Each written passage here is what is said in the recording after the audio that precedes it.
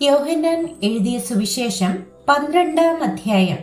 യേശു മരിച്ചവരിൽ നിന്ന് ഉയർപ്പിച്ച ലാസർ പാർത്ത ബേഥാന്യയിലേക്ക് യേശു പെസഹയ്ക്ക് 6 ദിവസം മുൻപേ വന്നു.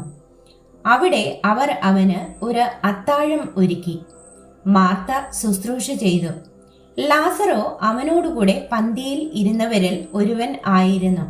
അപ്പോൾ മറിയ വിലയേറിയ സ്വച്ഛ ജടാമാംസി തൈലം ഒരു റാത്തൽ എടുത്ത് യേശുവിന്റെ കാലിൽ പൂശി തന്റെ തലമുടി കൊണ്ട് കാൽ തുവർത്തി. തൈലത്തിന്റെ സൗരഭ്യം കൊണ്ട് വീട് നിറഞ്ഞു. എന്നാൽ അവന്റെ ശിഷ്യന്മാരിൽ ഒരുത്തനായി അവനെ കാണിച്ചു കൊടുപ്പാനുള്ള യൂദാ ഇസ്കരിയോത്താവ്, ഈ തൈലം 300 വെള്ളിക്കാശിന് വിറ്റ് ദരിദ്രന്മാർക്ക് കൊടുക്കാഞ്ഞത് എന്ത് എന്ന് പറഞ്ഞു. ഇത് ദരിദ്രന്മാരെ കുറിച്ച് വിചാരം ഉണ്ടായിട്ടല്ല, അവൻ കള്ളനാകൊണ്ടും പണസഞ്ചി തന്റെ പക്കലാകിയാൽ അതിൽ ഇട്ടത് എടുത്തു വന്നതുകൊണ്ടും അത്രേ പറഞ്ഞത്. യേശുവോ, അവളെ വിടുക, എന്റെ ശവസംസ്കാര ദിവസത്തിനായി അവൾ ഇത് സൂക്ഷിച്ചു എന്നിരിക്കട്ടെ. ദരിദ്രന്മാർ നിങ്ങൾക്ക് എല്ലായ്പ്പോഴും അടുക്കുണ്ടല്ലോ, ഞാൻ എല്ലായ്പ്പോഴും അടുക്കെ ഇല്ലതാനും എന്ന് പറഞ്ഞു. അവൻ അവിടെ ഉണ്ടെന്ന് അറിഞ്ഞിട്ട് യഹൂദന്മാരുടെ ഒരു വലിയ പുരുഷാരം യേശുവിന്റെ നിമിത്തം മാത്രമല്ല, അവൻ മരിച്ചവരിൽ നിന്ന് ഉയർപ്പിച്ച ലാസറയെ കാണുവാനായിട്ടും കൂടെ വന്നു. അവൻ ഹേതുവായി അനേകം യഹൂദന്മാർ ചെന്ന് യേശുവിൽ വിശ്വസിക്കയാൽ ലാസറയെയും കൊല്ലേണം എന്ന് മഹാപുരോഹിതന്മാർ ആലോചിച്ചു. പിറ്റേന്ന് പെരുന്നാൾക്ക് വന്ന ഒരു വലിയ പുരുഷാരം യേശു യെരുശലേമിലേക്ക് വരുന്നു എന്ന് കേട്ടിട്ട് ഈത്തപ്പനയുടെ കുരുത്തോല എടുത്തും കൊണ്ട് അവനെ എതിരേൽപ്പാൻ ചെന്നു. ഹോശന്ന, ഇസ്രായേലിന്റെ രാജാവായി കർത്താവിന്റെ നാമത്തിൽ വരുന്നവൻ വാഴ്ത്തപ്പെട്ടവൻ എന്ന് ആർത്തു. യേശു ഒരു ചെറിയ കഴുതയെ കണ്ടിട്ട് അതിന്മേൽ കയറി, സിയോൻ പുത്രി ഭയപ്പെടേണ്ട, ഇതാ നിന്റെ രാജാവ് കഴുതക്കുട്ടിപ്പുറത്ത് കയറി വരുന്നു എന്ന് എഴുതിയിരിക്കുന്നത് പോലെ തന്നെ. ഇത് അവന്റെ ശിഷ്യന്മാർ ആദിയിൽ ഗ്രഹിച്ചില്ല. യേശുവിന് തേജസ്കരണം വന്ന ശേഷം അവനെക്കുറിച്ച് ഇങ്ങനെ എഴുതിയിരിക്കുന്നു എന്നും തങ്ങൾ അവനെ ഇങ്ങനെ ചെയ്തു എന്നും അവർക്ക് ഓർമ്മ വന്നു. അവൻ ലാസറെ കല്ലറയിൽ നിന്ന് വിളിച്ച് മരിച്ചവരിൽ നിന്ന് എഴുന്നേൽപ്പിച്ചപ്പോൾ അവനോടുകൂടെ ഉണ്ടായിരുന്ന പുരുഷാരം സാക്ഷ്യം പറഞ്ഞു. അവൻ ഈ അടയാളം ചെയ്ത പ്രകാരം പുരുഷാരം കേട്ടിട്ട് അവനെ എതിരേറ്റ് ചെന്നു. ആകയാൽ പരീശന്മാർ തമ്മിൽ നമുക്കൊന്നും സാധിക്കുന്നില്ലല്ലോ, ലോകം അവന്റെ പിന്നാലെ ആയിപ്പോയി എന്ന് പറഞ്ഞു. പെരുന്നാളിൽ നമസ്കരിപ്പാൻ വന്നവരിൽ ചില യവനന്മാർ ഉണ്ടായിരുന്നു.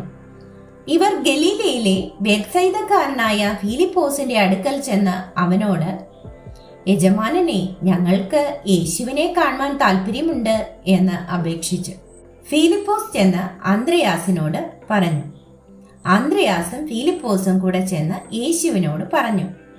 യേശു അവരോട് ഉത്തരം പറഞ്ഞത്, മനുഷ്യപുത്രൻ തേജസ്കരിക്കപ്പെടുവാനുള്ള നാഴിക വന്നിരിക്കുന്നു. ആമേൻ ആമേൻ, ഞാൻ നിങ്ങളോട് പറയുന്നു, കോതമ്പ് മണി നിലത്ത് വീണ് ചാകുന്നില്ല എങ്കിൽ അത് തനിയെ ഇരിക്കും. ചത്തു എങ്കിലോ വളരെ വിളവുണ്ടാകും.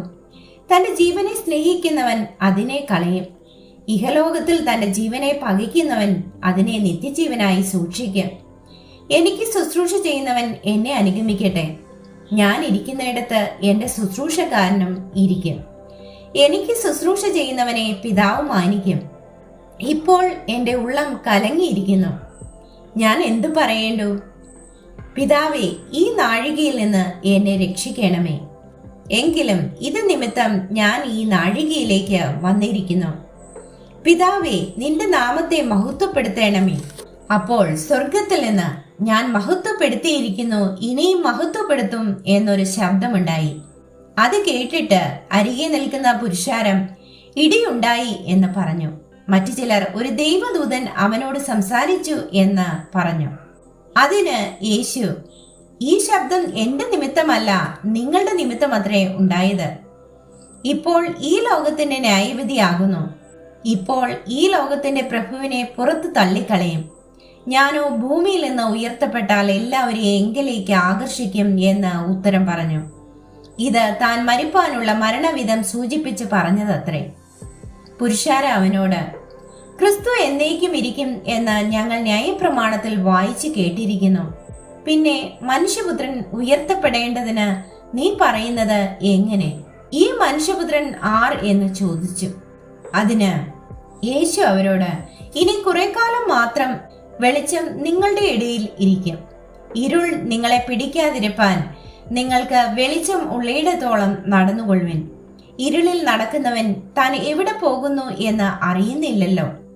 നിങ്ങൾ വെളിച്ചത്തിന്റെ മക്കൾ ആകേണ്ടതിന് വെളിച്ചം ഉള്ളയിടത്തോളം വെളിച്ചത്തിൽ വിശ്വസിപ്പിൻ എന്ന് പറഞ്ഞു.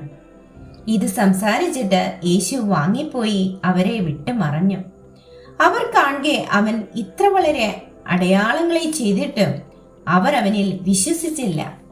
കർത്താവെ, ഞങ്ങൾ കേൾപ്പിച്ചത് ആർ വിശ്വസിച്ചിരിക്കുന്നു? കർത്താവിന്റെ ഭുജം ആർക്ക് വെളിപ്പെട്ടിരിക്കുന്നു എന്ന യെശയ്യാ പ്രവാചകൻ പറഞ്ഞ വചനം നിവൃത്തിയാവാൻ ഇടവന്നു. അവർക്ക് വിശ്വസിപ്പാൻ കഴിഞ്ഞില്ല. അതിന്റെ കാരണം യെശയ്യാവ് വേറെ ഒരിടത്ത് പറയുന്നത്, അവർ കണ്ണുകൊണ്ട് കാണുകയോ ഹൃദയം കൊണ്ട് ഗ്രഹിക്കുകയോ മനം തിരികയോ താൻ അവരെ സൗഖ്യമാക്കുകയോ ചെയ്യാതിരിക്കേണ്ടതിന് അവരുടെ കണ്ണ് അവൻ കുരുടാക്കി ഹൃദയം തടിപ്പിച്ചിരിക്കുന്നു. യെശയ്യാവ് അവന്റെ തേജസ് കണ്ട് അവനെക്കുറിച്ച് സംസാരിച്ചത് കൊണ്ടാകുന്നു ഇത് പറഞ്ഞത്. എന്നിട്ടും പ്രമാണികളിൽ തന്നെയും അനേകർ അവനിൽ വിശ്വസിച്ചു. പള്ളി ഭ്രഷ്ടരാകാതിരിപ്പാൻ പരീശന്മാർ നിമിത്തം ഏറ്റു പറഞ്ഞില്ലതാനും. അവർ ദൈവത്താലുള്ള മാനത്തേക്കാൾ മനുഷ്യരാലുള്ള മാനത്തെ അധികം സ്നേഹിച്ചു. യേശു വിളിച്ചു പറഞ്ഞത്, എന്നിൽ വിശ്വസിക്കുന്നവൻ എന്നിലല്ല, എന്നെ അയച്ചവനിൽ തന്നെ വിശ്വസിക്കുന്നു. എന്നെ കാണുന്നവൻ എന്നെ അയച്ചവനെ കാണുന്നു. എന്നിൽ വിശ്വസിക്കുന്നവൻ ആരും ഇരുളിൽ വസിക്കാതിരിപ്പാൻ ഞാൻ വെളിച്ചമായി ലോകത്തിൽ വന്നിരിക്കുന്നു. എന്റെ വചനം കേട്ട് പ്രമാണിക്കുന്നവനെ ഞാൻ വിധിക്കുന്നില്ല. ലോകത്തെ വിധിപ്പാനല്ല, ലോകത്തെ രക്ഷിപ്പാനെതിരെ ഞാൻ വന്നിരിക്കുന്നത്. എന്റെ വചനം കൈക്കൊള്ളാതെ എന്നെ തള്ളിക്കളയുന്നവനെ ന്യായം വിധിക്കുന്നവൻ ഉണ്ട്. ഞാൻ സംസാരിച്ച വചനം തന്നെ ഒടുക്കത്തെ നാളിൽ അവനെ ന്യായം വിധിക്കും. ഞാൻ സ്വയമായി സംസാരിച്ചിട്ടില്ല, എന്നെ അയച്ച പിതാവ് തന്നെ ഞാൻ ഇന്നത് പറയണം എന്നും ഇന്നത് സംസാരിക്കണം എന്നും കൽപ്പന തന്നിരിക്കുന്നു. അവന്റെ കൽപ്പന നിത്യജീവൻ എന്ന് ഞാൻ അറിയുന്നു. ആകയാൽ ഞാൻ സംസാരിക്കുന്നത് പിതാവ് എന്നോട് അരുളി ചെയ്തതുപോലെ തന്നെ സംസാരിക്കുന്നു.